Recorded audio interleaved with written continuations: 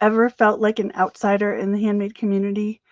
One of the hardest parts of starting a business or starting a new job is feeling like an outsider, not having friends, not having a community, not having the support you need to build your business.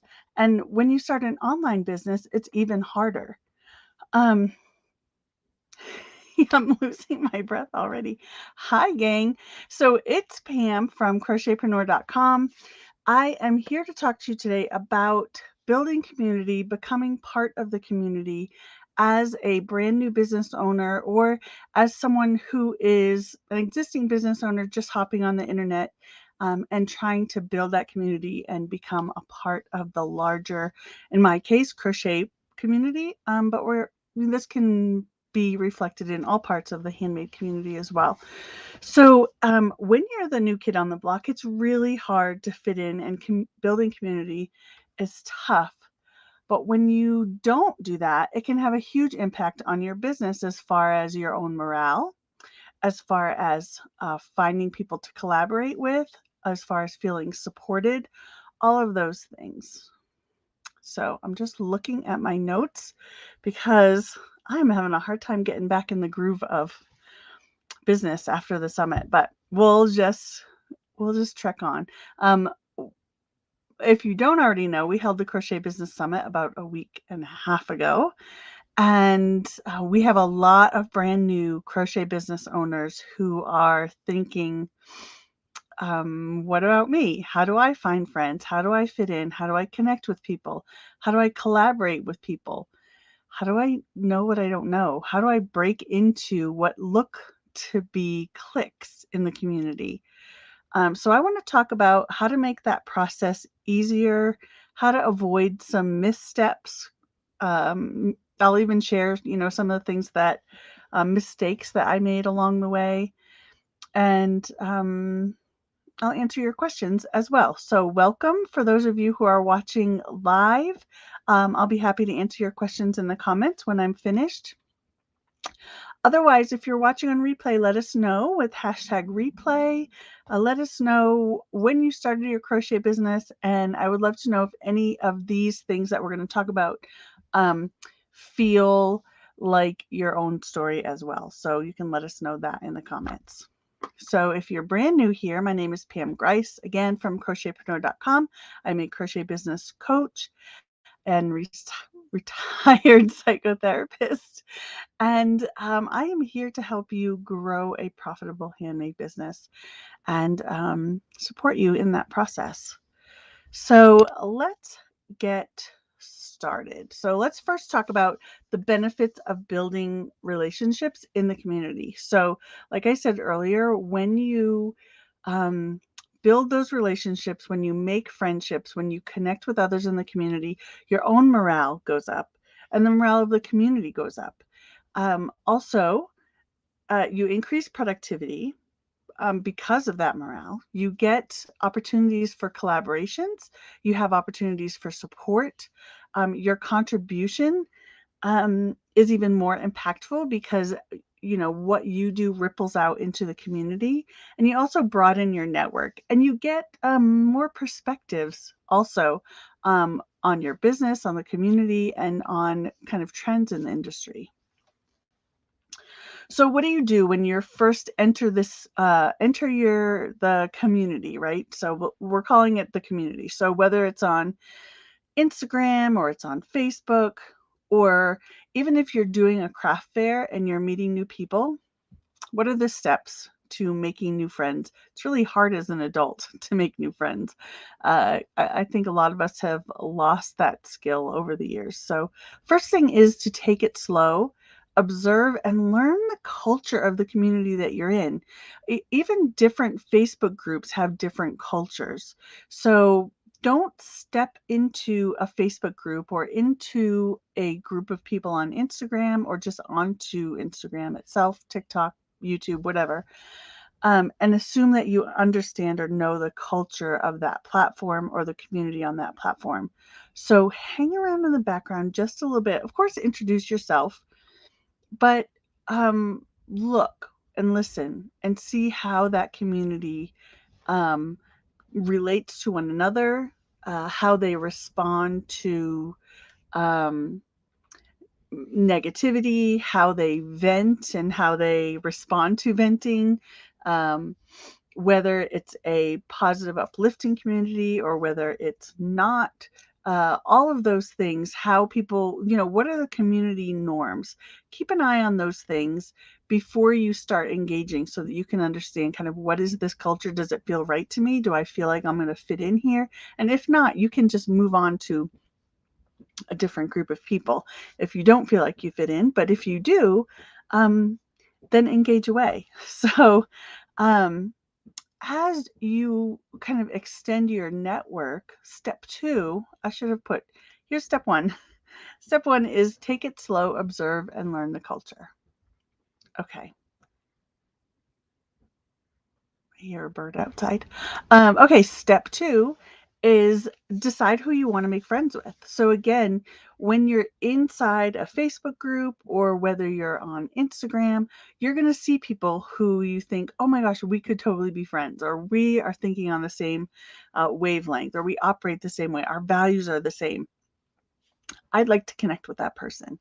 So rather than just saying, oh, that person's making a lot of money or that person's really popular, I want to be friends with them, like really be intentional about saying, like, who do I feel like I'll connect with? You don't want to go kind of hopping into groups where you will then not be happy, or making friends with people who then you find out maybe um, are not people that you would actually want to be friends with in real life. So, again, take it slow, decide, oh, this person looks like someone I would really connect with, and then you can reach out to them. Um, so you're going to, I don't know what that sound is outside. Okay. So, you're going to want to connect with new kids on the block like you, and also veteran community members so that you kind of expand your community, both people that you can relate to because they're new like you, and then people who can kind of be more in a mentor role or someone you can look up to role, someone who's been around for a while.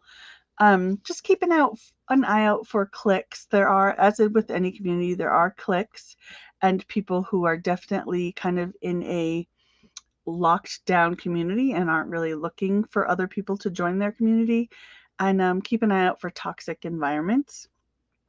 Always, I try to stay away from negativity. I try and stick with people who are kind of good vibes and not toxic good vibes, but definitely empowered people. Because empowered people empower people, and disempowered people seek to disempower others. So if there's people who are constantly complaining, constantly helpless, constantly operating in a victim mentality, then if you're going to kind of attach yourself to those people, they're going to drag you down with them, because that's just kind of the natural order of things. So look for people who are empowered. And also look for individuals and groups. There are groups that are open, groups that say, we welcome new people. We'd love to connect with you. How can we help you? Those kinds of things. Step three is find the right time to connect. So, oftentimes, and this is just my experience, when I am the busiest in my business is when people send me messages and reach out, and they're like, I think it's because the busier you are, the more exposure you're having, or the more people see you. And so then people reach out, and I just don't have time to respond. I don't have time to connect. I'm really stressed out. And so those messages just go unanswered because I just don't have the capacity. So if there's someone that you really want to reach out to, like watch what their life looks like. People share their life or they share their business, and you can see like, oh gosh, they're really stressed. They're in the middle of a launch. They're in the middle of, a new design. They're in the middle of writing a book, whatever. So when you reach out, recognize where that person is in their life, that, they're not just sitting around waiting for your message. So, um, yeah, check in with that. And even you can just reach out to give an encouraging word rather than seeking feedback or seeking to get on a coffee chat or something. Um, just that is a really great way to connect, is to just send an encouraging word. and say, hey, I'd love to connect sometime. I know you're really busy right now, but I'm going to check back with you when things slow down. I'd love to connect. That can just give them a heads up, but not put pressure on them to respond. But different ways that you can connect are, again, an encouraging message, coffee chats. This is something that if I had capacity, which I don't right now, um, I would love to institute coffee chats where people could just schedule 20 minutes to or 15 minutes um, to get on a Zoom call and just say, hey, how can we work together? How can I support you? How can we support each other? What, can we collaborate on something? I would love to do that. And some people do have the time for that. So if that's you, and if you're an extrovert and you love people, maybe get onto Calendly or Acuity Scheduling or something like that, where you could just give people a link and they could schedule a call and they could connect with you that way. You could schedule Zoom lunches where you could connect with one or more people to just chat. So another thing you could do is attend networking events and co-working opportunities so that you can just get to know people and chat with them. We have in CBA, we have a monthly networking event where people can just connect and make friends. Remember to give before taking. So if you're writing to someone saying like, hey, can you tell me who your connection is at whatever yarn company? Which I don't recommend doing that. People work hard for their connections, and you're like skipping the process when you reach out and say, hey, give me your connections. Instead, you could say like, hey, I see you're working on this thing. I have a connection that I'd love to, connect you with this person. I think you guys could work really well together. So giving rather than taking is so important. So when you're looking for people to connect with, say, what do I have to offer in this relationship? Or am I just trying to take from this person and take from this person and take from this person? That's not how you build friendships, right? So again, be mindful of other people's time, energy, experience, and give before taking. Always say thank you and be memorable, be different. Something I like to do, like with my summit, is I always send gifts to all of my speakers, and they're like, oh my gosh, this has never happened before. Like, people just don't send gifts. And I do this in my community as well, as when someone is particularly really helpful in my community or they do something really special, I send them a little gift in the mail. And in that way, you become different, you become memorable. So think about, how can I connect with people that's different and memorable and makes them feel seen? And in that way, you just automatically build rapport. Next is to let it progress organically. So once you reach out and you connect with someone, or you connect in a group, let it progress organically. Don't try to push it, because anytime you try to push friendships or you try and push connection, there's that element of perhaps desperation that creeps into that connection, and it just feels weird. So, opening the door without being pushy, instead of, don't push open the door and be like, I'm here and we're going to be friends. Instead, say, hey, I'd love to connect. And you connect, and you then let that grow organically into a deeper friendship.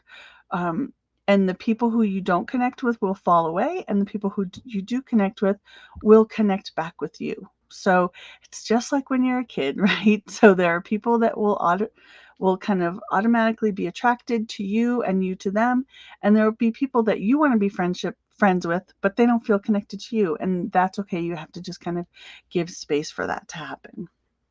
Remember that not everybody's going to like you. And I know that that can be hard. Even as an adult, it can be hard to say not everyone's going to like me. But stick around and continue to connect with those people who are interested in doing that. And then, yeah, be a leader, be a light. Be the one who reaches out. People are scared. I mean, I know we're all adults, and I know this isn't high school anymore, but you know how when there's a new kid in school, maybe they're afraid to reach out. So maybe you keep an eye out for new folks and you be the one who reaches out to them and says, "Hey, I see you're new in the group.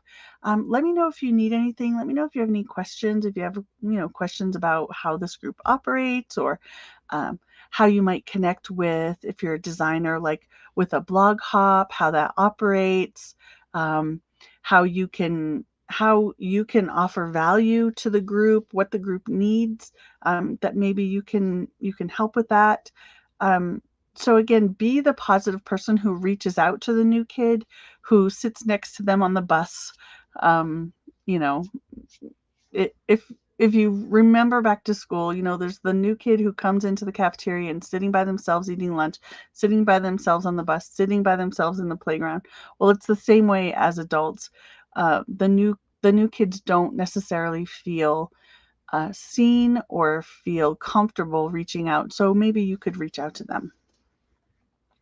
Um, so I wrote here, create the environment you want to be a part of, invite others, and of course, always check your vibes. Make sure that you're being a light and a positive influence on the community rather than a drain on the community's energy.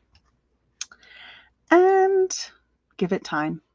It takes time to make connections. And one of the things I think I did in the beginning, I didn't realize what I didn't know. And I thought, so I was just like, why would people not want to be friends with me? I'm nice. And so I would reach out to people and they were like, no thanks, no thanks. Or either they wouldn't write back or um, they would be condescending even, or they would be like, you're bothering me kind of a message. And I don't think I was overly off-putting, but maybe I was not understanding the way the community operated and expecting that other people were as excited to make connections as I was, and they weren't. So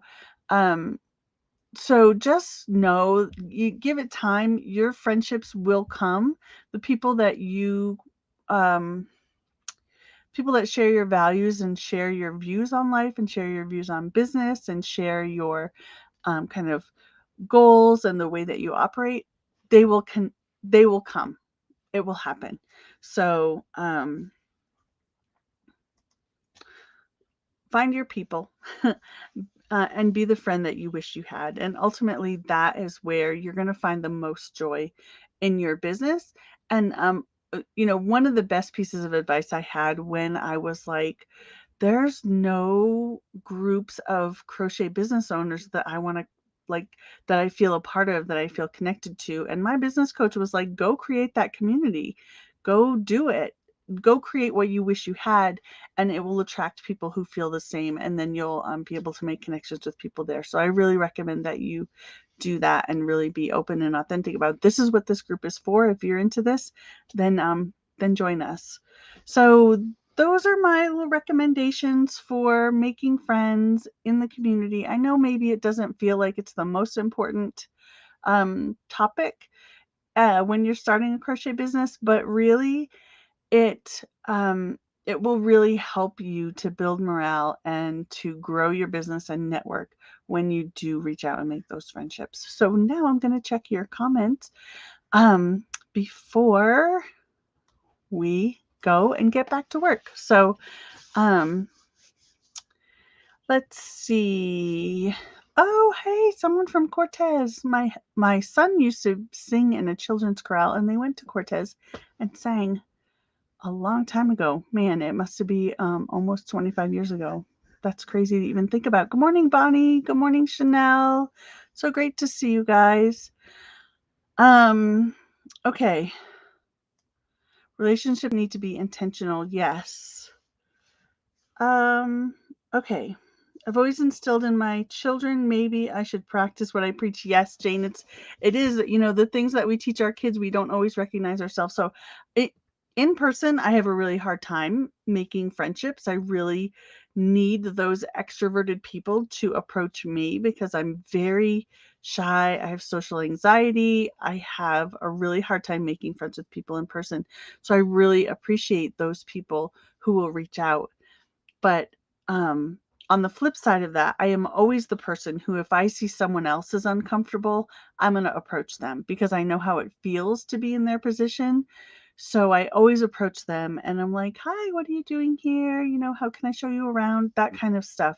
And so I appreciate people doing that for me, and I do that for other people. And that's what I would always teach my son as well when he was growing up. It's like, um, keep an eye out for people who are feeling outside and make them feel a part of the group and make them feel a part of the community. So that's what I hope I have done for all of you. And I really encourage you to do that as well as you start your business, as you grow, as you grow in the community. So I hope that helped. If you are a brand new crochet business owner, be sure to check out, I think here, this video on how to start a crochet business. If you haven't already done it, that video will help you. And I look really forward to working together with you all through the coming year as we continue to grow our businesses and make an impact on our community. And I hope you have a wonderful rest of your day. I'll see you guys later.